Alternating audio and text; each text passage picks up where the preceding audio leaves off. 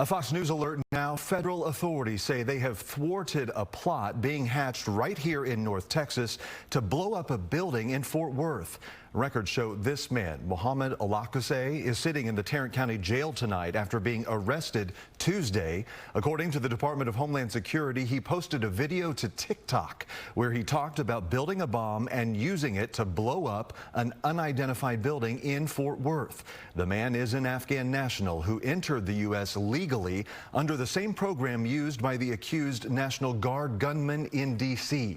Crimes that have prompted President Trump to push pause on many immigration proceedings. Fox 4's Vanya Castillo is live to tell us more. Good evening, Vanya.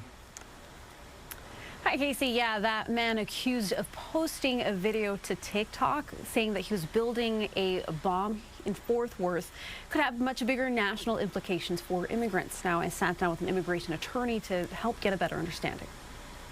Because of this terrible situation, refugee status, asylum status, everybody's going to be affected. Mohammed Alakose has been booked into the Tarrant County Jail and charged with making terroristic threats at the state level. According to Department of Homeland Security, he was arrested after posting a video on TikTok saying he was building a bomb to explode in the Fort Worth area.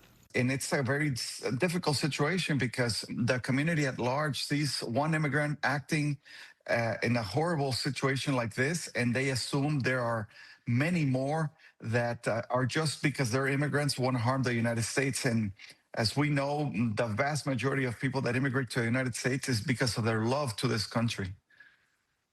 But it affects severely the image of the immigrant coming to the United States. DHS says he came to the United States as part of Operation Allies Welcome, which was a program set up to help Afghans who had worked with Allied forces to come to the United States for 2 years on parole without permanent immigration status. They would then need to apply for other ways to stay in the country, like asylum.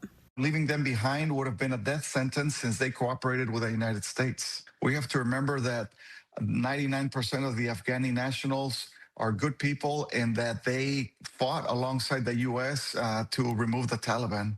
The Trump administration had already halted all asylum decisions and paused issuing visas for people traveling on Afghan passports following a shooting near the White House that left one National Guard member dead and another in critical condition. I mean, they have vast powers to control the immigration process.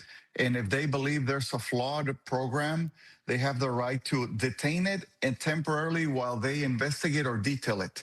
But at the same time, stopping all processes might be a little bit extreme since 99% of the people are really not doing anything bad. The man accused in that shooting, 29-year-old Rathnala Lakanwal, was an Afghan refugee who worked with the CIA during the Afghanistanian war. He entered the U.S. legally in 2021 under the same Operation Allies Welcome program.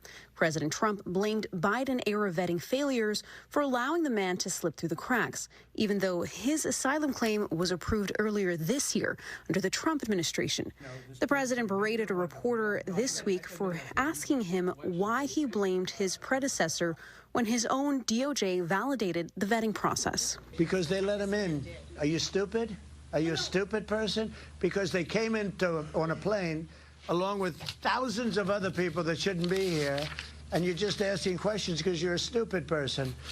And there's a law passed that it's almost impossible not to get them out. You can't get them out once they come in. But for immigration attorney Jaime Barron, the question now is the impact it'll have on everyday people.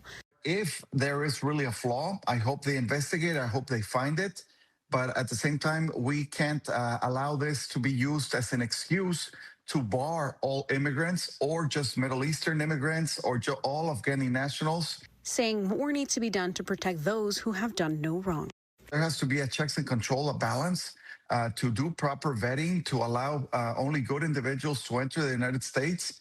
But at the same time, we can't stop the whole process.